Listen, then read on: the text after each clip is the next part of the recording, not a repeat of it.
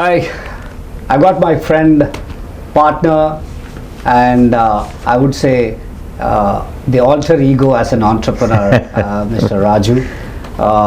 I remember when I met him a couple of years ago, at a time when travel was challenging immediately after COVID. Our meeting the first time around was, I would say, meeting on Lovers What side? The first meeting in India. So right? I knew that we got to do something together. I think that was the feeling that I got when I met you. And then as I got to know you better and understood your journey, your personal journey to building multiple businesses in your life. First, I would say, as an entrepreneur, I could identify a lot with what I went through myself.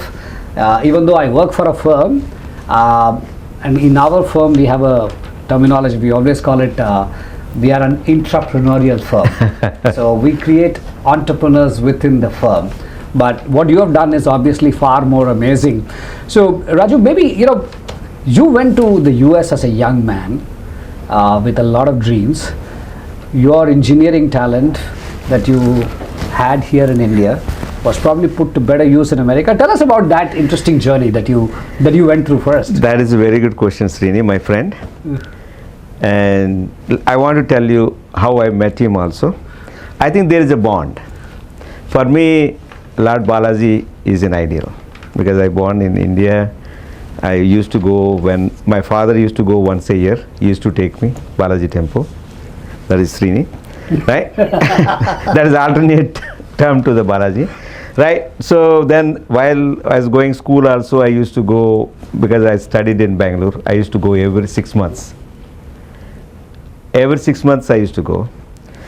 So I consider that is a bond, right?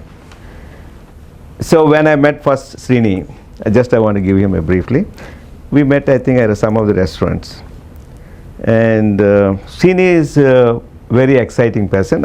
Most of the times, people will come and they want to give me money and all, I'm the one of the guy never presented to an investment banker in my life. Never. All my 3 startups I did in US with the strategic partners. And some of the investment bankers are my sandhill friends, hates me. So they used to tell me, Raju, you never made any money for us. I said, if you have a great idea, come back to me. I don't need your money. Then we'll discuss. It's not the money. So one of the excitement things I found, Srini, is energy, right? And the kind of energy he has, and he has, he maybe didn't start at Kotak, but he was there Kotak almost 20, 25? 30 years. 30 years. 30 years. And since, even though he wants to take me to Mr. Uday Kotak, I never met Uday Kotak. I don't need, because he is there. And I met Mr. Deepak Gupta. So those are my sponsors. And so that is the way I look at it.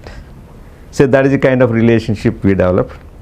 So after 2 years, during COVID, for his daughter's graduation or something, he came to see his family. Then we had casual lunch appointment, but we ended up spending 4 hours looking at each other's lives. So that is the way we started, right? So then let me go back the question Srini asked. How do I start it? So I'm from Godavari district from Andhra Pradesh.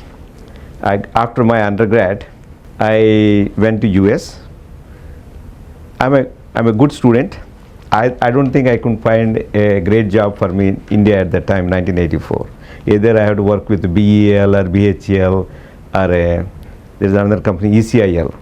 I looked at it, this is not for me, and somehow I'm lucky enough to go to US.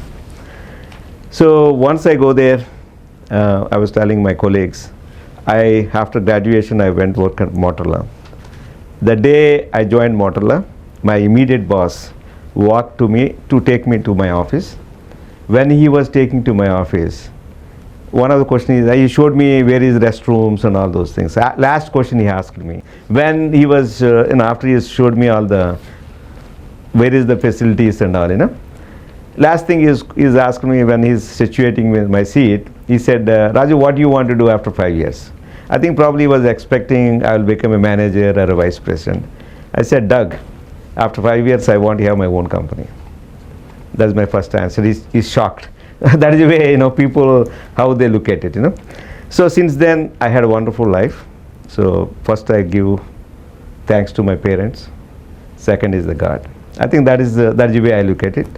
There are a lot of talented people in the world which can deserve this kind of life, but somehow it clicked. But did you actually do your own company within 5 years or earlier than that? I did it in 5 years. I was a CTO, and I got one month before I got my green card. So my boss came and said, Raju, we want to start a startup. I said, let's go do it. So he used to quote other people. It took my wife more than Raju to convince Raju to do a startup. I was 28 years old. That is my first startup. I'm the youngest team of the team. But for me, he gave me the break. I admire him. I'm thankful my whole life. What kind of startup was that? I mean, That is a lot of our friends here in India, we are having a very thriving startup community. We are just discovering the talents of Indians. The 28-year-old Rajus, there are many of them running around in India looking for capital from people like us and a lot of our industry brethren. And they would find it very interesting to hear from you what kind of startup that you do at the age of 28, and what was the difficulty, challenges that you faced at that time? So I was designing one of the hardest microprocessor at Motorola. So that is a job I got. So when my boss gave me an opportunity to do a startup, I jumped. So that is the way my life started. And then you sold that startup. That startup is funded by Cypress Semiconductor. It is never lose, because we got an agreement. If we achieve these targets, you will get paid. So we achieved that and we blew up that numbers. So they paid more than That was the first startup that you did a full life cycle. You started at the age of 28. How old were you when you sold the first startup? So first startup we sold in, I think, 32 years I'm old. So 4 or 5 years. 4 or 5 years. Right. And then you got... I made my first $1.6 million. There you go. That's a lot of money. It's a lot of money in those days. Yes. Yeah. House used to cost in Austin $200,000. The same house I built at that time is costing me $4 million. There you go. So look at the difference, how much it is different. But when did the bug to start up another company start? So once I sold the company, we sold the thing, I helped them transit. I never leave a company. Anything I sold, I want to get into good returns for them. Then I said, I was in Austin, Texas, my first startup. When I decided, because now I developed a great relation with Silicon Valley, entrepreneurship. Silicon Valley is Silicon Valley. So that time I met Sun founders, Andy Bechtolsheim, everybody, Bill Jobs, and also I met Steve Jobs when I was at Motorola. That is also great experience. And when I moved to San Jose, I started in 93, 94. So I had a beautiful house, I bought it in Austin, built it, but one day I woke up, I said, my wife, I'm going to go Silicon Valley, I'll come back here, I'll move you there. So 1 year, I didn't return to Austin. She was living alone in the house, so we ended up selling the house. So I started with my own money, half of the money I put. Through the friends and family, I raised another $500,000. We started. With 1.2 million, I delivered a product. I got the first product out. So luckily, NEC, Japan Corporation, became my first customer. And that is the luck. So that helped me to show what we can deliver. Then then Compaq, IBM, Dell, everybody used it. And luckily, Fujitsu became a strategic partner. And part of the contract is they have to use my technology. So they invested with me about 7-8 million, and they gave me another credit, another 7-8 million. That is the way I started, a strategic partner. So that is one of the things I want to tell the people. Until Srini, there is no an investor in my company, money investor. Everybody, I had a strategic investor. So that is where my life started. And then And you sold that company as well? I sold that company, but I want to tell you the journey of what we are doing, the chips around Intel processors. That enabled Intel moving from a desktop to a servers. So that time Windows NT coming, and then Intel generated Pentium P6 processors, So by doing this, then, one time, Fujitsu wants to get out from their investment. So I bought their investment by Bank of America funding us. Gave us $90 million. To buy back Fujitsu? Fujitsu, $90 million they gave back. Fujitsu invested what, $7-8 million? 7-8 million. I gave them more than that. You gave them $90 million. $90 million. Wow. So you borrowed money. Yes. You bought back Fujitsu, which obviously means that you knew that you can create more value in Yes, sometimes people's mistakes is opportunities for us. Right. That is the way life works, Right. So, but I put a contract. If I sell my company about 250 million, I give them 50 more million. That way, everything is clear, So within the 1 year, I bought the Fujitsu. I sold my company for 1.8 billion stock. On top of that, we had about 300 million cash. And you sold that to Broadcom? Broadcom. In 2001. So I worked for Broadcom 3 years. So I'm not a big corporate guy. I'm an entrepreneur. So that time, those two founders of Broadcom became inactive. I'm the third individual shareholder of the Broadcom at the time. So I said, I cannot sit in the office and go to the corporate, I'm not that kind of guy. So they said, what is the plan? I said, either you make me run the company or you get me out. They said, get out. Okay, I'll get out. So happily get out.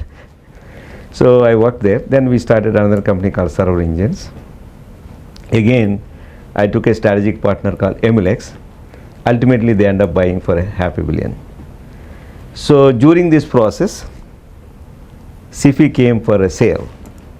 We'll come to Sify in a moment. So you are one of those stories where investors, you built companies as a startup entrepreneur, not once, but twice, but thrice, on the back of your core engineering skills in cutting edge technology areas where some of the household brand names of today were buying your products, buying your solutions.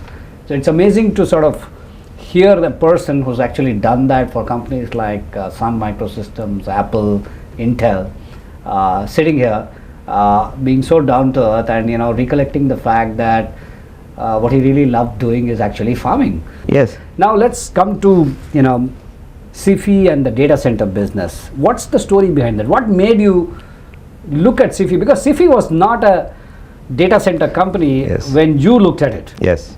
And so what is the story behind that? The reason I acquired majority stake of Sify just for a branding sake. And Sify is well brand at that time.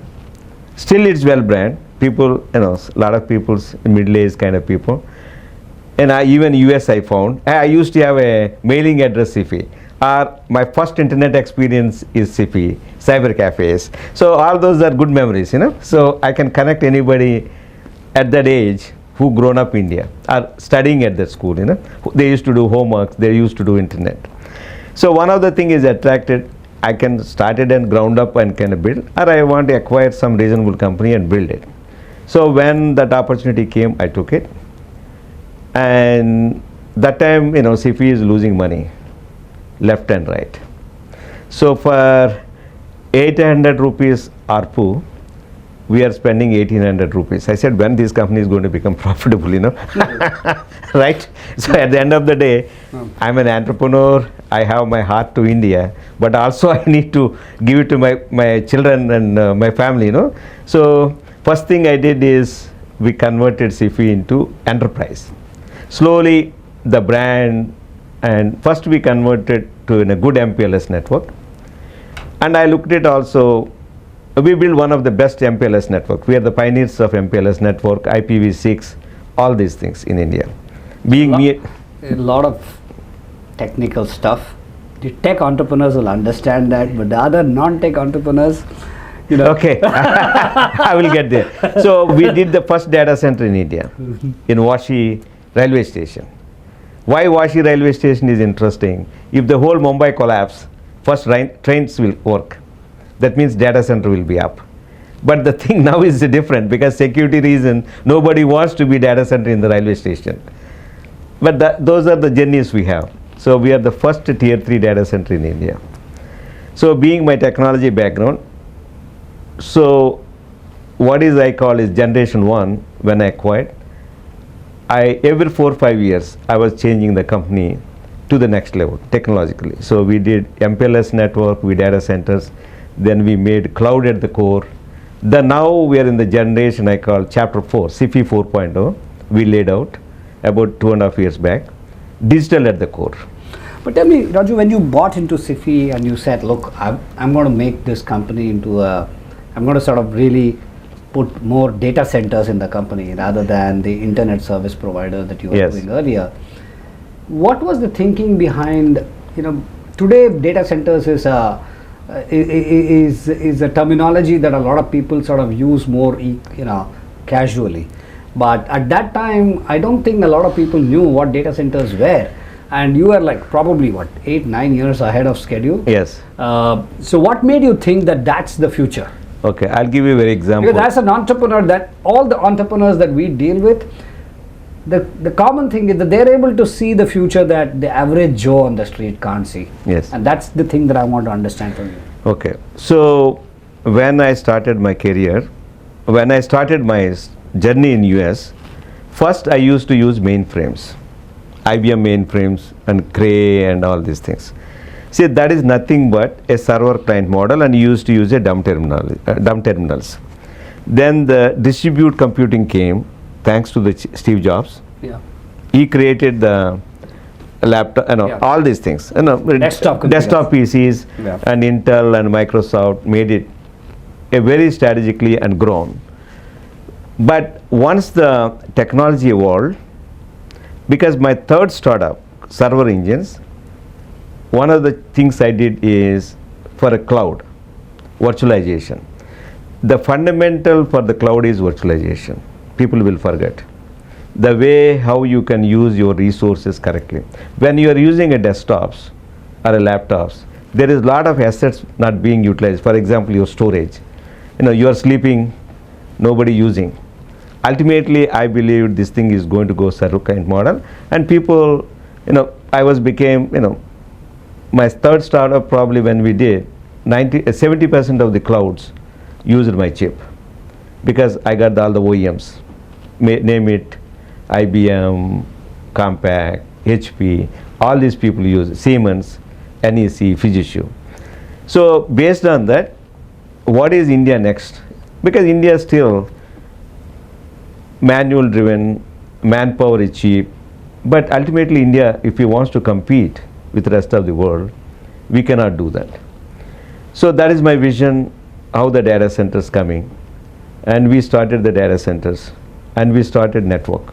So for me, data center infrastructure and network infrastructure, both are very important.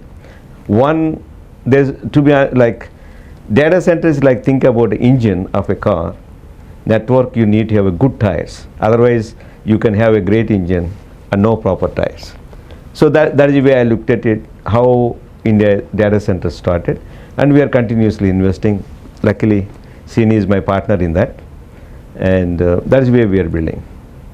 So when I met you, and I remember that you are not looking for capital, and your team had told me that Raju doesn't like to meet investors. He's never shared his company with investors. He's always taken people where he believes that he can get something out of those people.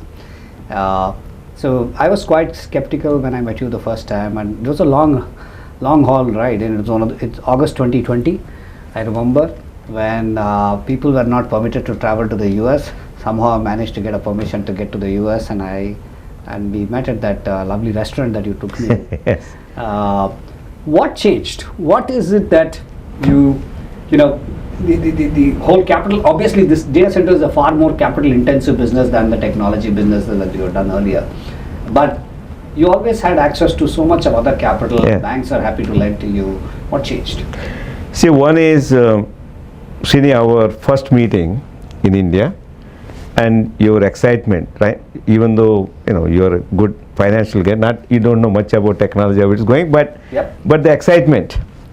And second, the kind of thing Kotak brand, you know, and I was looking at how is Mr. Kotak build and Deepak, the kind of organization, right?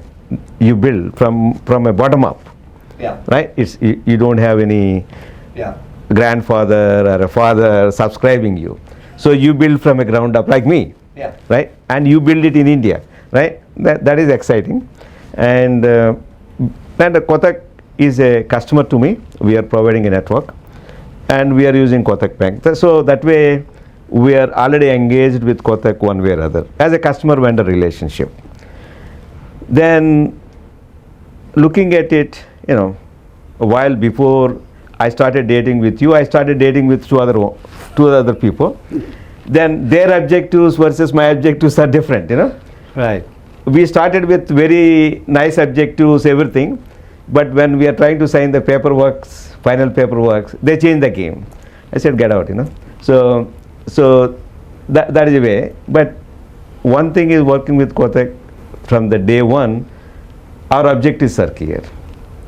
You know, I understand Srini as an investment banker, he has to return good return for his, right? It's not his own pocket, it's somebody's invested. And same thing, he understood I'm an entrepreneur. You know, my objective is not make money immediately, you know, and I want to build the thing. So one of the quote I'm really impressed, one of the Birla quoted about the banking. Banking is not just lending the money. How do you make change in your society, right? See, my objective is all the, you know, at the end of the day, at that time India doesn't give me the opportunity, but India gave me all the basic education. So I have to do something. So when I got an opportunity, how do I make a digital infrastructure for India? That is my interest. So I will make money, Srini will make money, but his objective also, how can we contribute for Indian digital transformation? You know, the data centers and the networks that you have put is the backbone on which the digital infrastructure of the country is actually built. Today, whether it is the payments, whether it is financial services, fintech, all of it is running on these rails.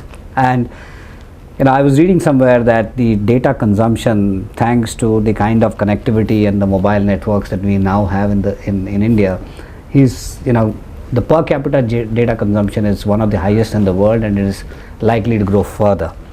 What does that mean for somebody who is actually creating the backbone for all of these entrepreneurs who are building products on the back of the data that we have, consumers who are consuming data, and you know, all of these you know, digital revolution that we're going to see? What does it mean for you and Sify? So I don't take much other people's data, but I have my own gut feeling, right? I look at India. Is India can do physical infrastructure for their growth. Let them build more roads, more things. I don't think India ever can build satisfied physical, because the people are growing. So we have 1.4 billion people. Probably I don't look at the poverty line, but I look at it consumption line. How many people in this country can do consuming goods? Probably I look at 200 million, 300 million people. The way I look at it, if Indian policies, our great politicians can put me at 25 million people every year cross that line, how many years it takes India to be digitized? Because once these 25 million people comes into the consumption, it's not my consumption, they're using appliances, all this retail market, or a manufacturing market, or a banking market. See, I'm a B2B guy. So if these consumers of 25 million coming into this bucket, How many years it takes India to be satisfied for 1.4 billion people? That is my principle number one. That is the way I look at it. So India cannot support physical infrastructure what is for its growth. If India is thinking physical infrastructure they can put, I think that's ever going to be Apple. That is only the choice for them is digital infrastructure. Second is people consuming is going to increase 25 million per year. That is, it takes probably next 30-40 years, India is going to grow. So that is my principle. Based on that, I will grow. So first of all, very heartening that you are doing a lot of stuff which is important in India. But one of the questions that many of our investors, and in IBCA there are a number of global investors, and both what we call as LPs and GPs, they have a common question that we come across when they want to talk to either investment managers like us or entrepreneurs like you, is that how easy or difficult is it to do business in India? And you are in a space which is the infrastructure space. You are heavily dependent on the government and government related agencies, whether it is power supply, which is the absolute critical bloodline of data centers, whether it is a right of way for getting your cables across to connect customers. How easy or difficult for you dealing with all of these as an entrepreneur in India, having come from Silicon Valley and seen how things were happening there, and take us through that experience of yours, and some of our investors and LPs would benefit from that experience. I will tell you, I built a cable landing station in Mumbai. You know how much regulatories you have to go through. You have to go through securities, all these things. For me, if you are thinking a way, you always can get it done, right?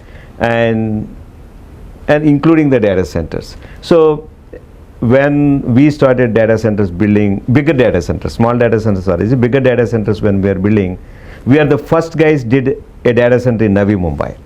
Everybody focused in Mumbai. The reason I did it, there is some tax used to be there. If you are in Mumbai versus if you put a data center in Navi Mumbai, there is a tax break. Is something that outside something. Now they gone. See, you have to take that kind of a risk. So far, there is nothing we cannot achieve. It may take some process because you cannot compete a developed country which have all processes are laid down, a developing country where the processes are evolving. And when you educate enough people, what is the benefit for them? I'll give you an example. Amazing. Uttar Pradesh government. I'm getting all the benefits or anybody can get in Uttar Pradesh. I don't need to do anything. I met Mr. Yogiji once and I participated UP initiative. The administrative, I'm planning to launch in Lucknow and we are acquiring land and all. They're calling my staff. Think about an IAS officer calling my legal guy, hey, where is your paperwork? Is it possible? I'll show you. I don't need to lie to that. That is, I'll show you. I'll ask my legal guy come and present it. How many times they're calling my legal guy, when are you going to close the document? That means they're interested, bring a AI ready data center in Lucknow. So India changed. So now my job is keeping between the states competition. So federal competitiveness is helping entrepreneurs like you, yes, who are putting up. I'm a capitalist. So who gives me the free land and free power? I'm going to invest, Why do I care about? So I think the politicians should be hearing this, because while they are giving freebies to all the, the janta or those below poverty line, it's also interesting that if the political will is there and they provide the right kind of incentives to successful serial entrepreneurs like our friend Raju here, you can make magic work, and it does work. Yes. Despite a lot of skepticism that people may feel earlier. I give you an example, Srini, latest. One of the chief minister visited Silicon Valley. So they invited, luckily I was there because I am spending most of my time in India, 60% of my time. So they invited 20 CEOs. So my suggestion to that CM, we are 20 CEOs and CM and his IT minister and his IT secretary were there. I told CM, sir, please I don't need anything free from you. Create a good policy and you get out. You focus bringing me those 25 million people into the consumption model. So I'm paying taxes. Please use those taxes properly and bring those 25 million people, and don't tell me how do I do my business. Don't involve. You should be get out. That is my answer to that guy. He was laughing. So he is young chief minister. And why do I say, that's what I want them. The policy guys do it. Yeah. Give a policy and don't reverse the policy. Yep. And we business people to be innovative.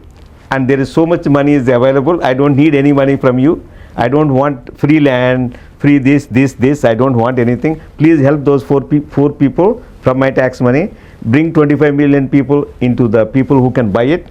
Please do that job correctly. That's it. Rest of it will fall into place. The rest of the business people will take care. Let me ask you a specific question on the data center business that you sort of built. Fantastic business that we are privileged to be shareholders with you on. I think many of the data center businesses in India have been dominated by the big four or big five customers like an Amazon, Google, Oracle, etc. And there is a belief that data centers can survive only because of these large customers. You have built a business where almost 50% of your business comes from enterprise customers, which is other corporates in India. How are you seeing that aspect of your business developing, because that plays on to the India consumption and growth story? So the way I look at it is the data center business in India, long way to go to grow. It's first we have the world proven hyperscalers coming and establishing here. As India, entrepreneurships, startups are increasing, and it's a great opportunity to build our own cloud, our own all these things. What is government is doing AI cloud. So what is I see next? India is going to be evolve building our own thing, and these big fours will be there. That's great, and ultimately, our growth should be for Indian consumption market. I think it's going to be grow both sides. Indian enterprises needs a lot of technology. And like if you look at BFS. And are you seeing that adoption of that technology gathering pace, and how are your Indian large corporate customers receiving the fact that we are able to provide this kind of service to them, and receptivity amongst those customers? Say today, out of the 4 hyperscalers in India, we host 3 hyperscalers in our facilities, and in parallel top 10 banks in India we host with us. So we are not completely depending upon hyperscalers, but still we need them because their growth and their scale is big. Not only the banks, manufacturing, so we have a mix of both hyperscalers and Indian consumption. So what I see is now these entrepreneurs coming, startups, and they're creating a lot of these applications, not just only for Indian consumption. So there is a shift of technology.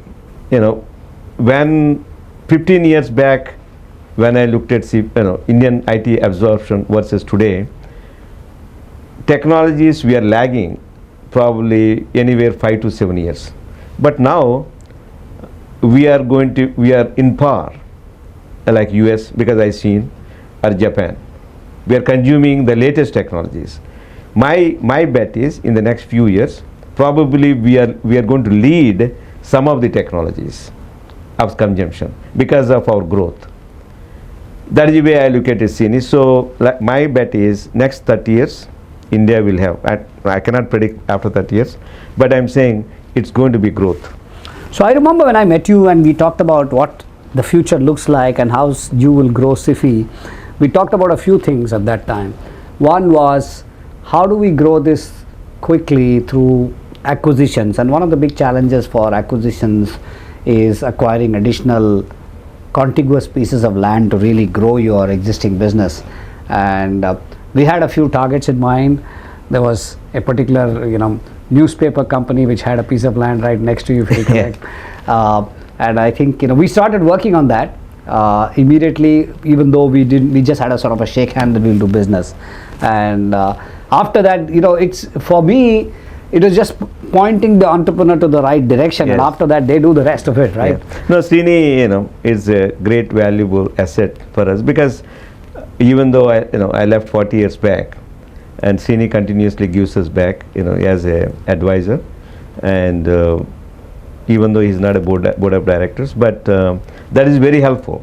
So, and the brand of Kotak and Srini's brand individually also very important in this market. That will helping us to grow, and certain things what we want to do in Mumbai, and having those brands who associated with, it's beyond the money. I can get what is Srini is giving money, some at least 10 people, that kind of money.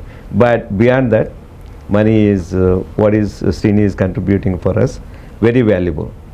First as a person, as a brand, both ways is very helpful.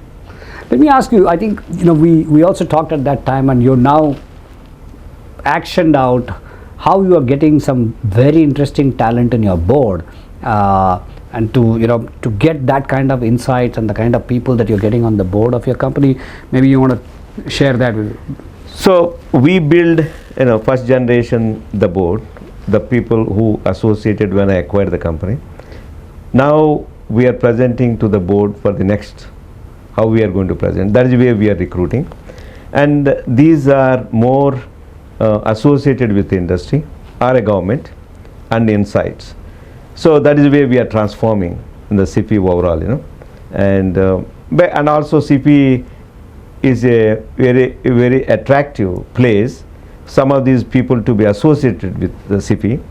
One is, we are NASDAQ listed 25 years, and we have a brand. So there is so much of dependency of Indian digital infrastructure we build, both our data centers and network. So that way we gained in the last 15 years a great respect from all kind of people.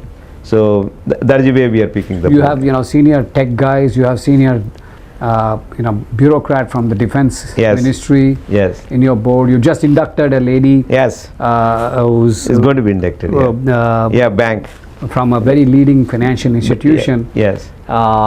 I think the way you are inducting and creating that perspective in your board is what gives investors like us a tremendous degree of comfort, and we see that you are an entrepreneur.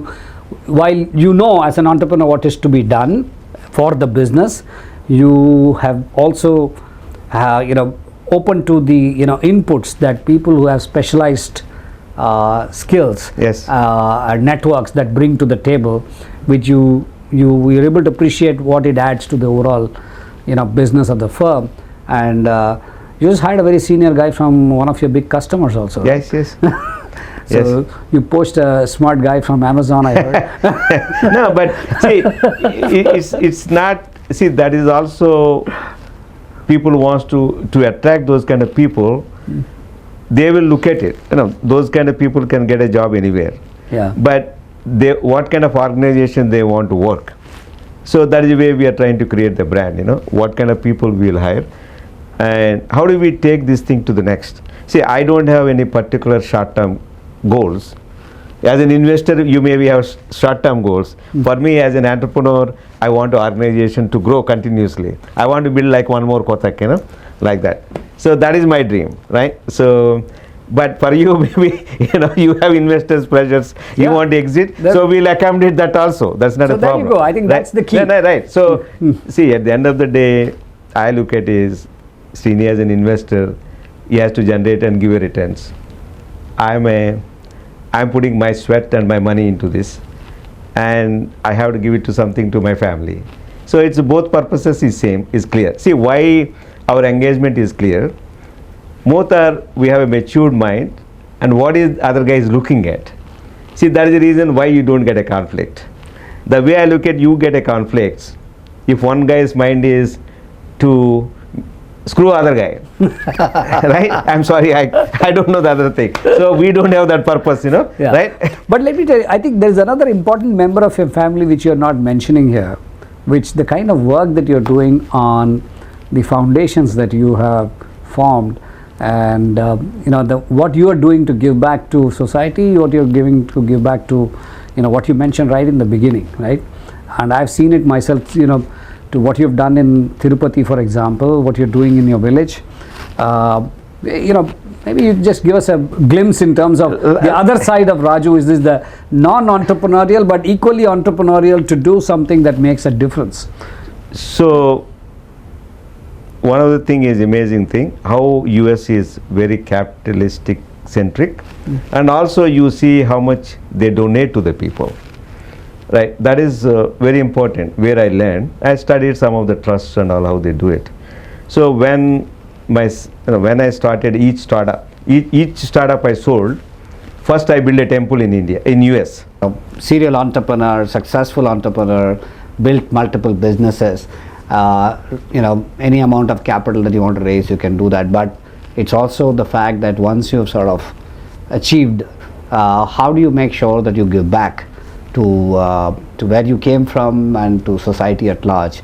And what I really liked about you was that you were doing it both to your adopted country, yes, and to your home country. I still Indian citizen. And you're still an Indian citizen. So it's a great way to sort of give back to what the education that the Indian system gave you and the opportunities that both I have US system gave I have you. both countries lot of respect. Yeah, it's a full life cycle, fantastic.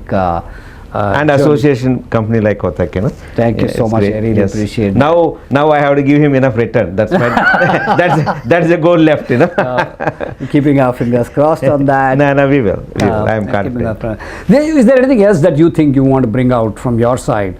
I've asked all the random questions. Anything that you want to communicate to the audience that there are certain things because in every man's mind, AI.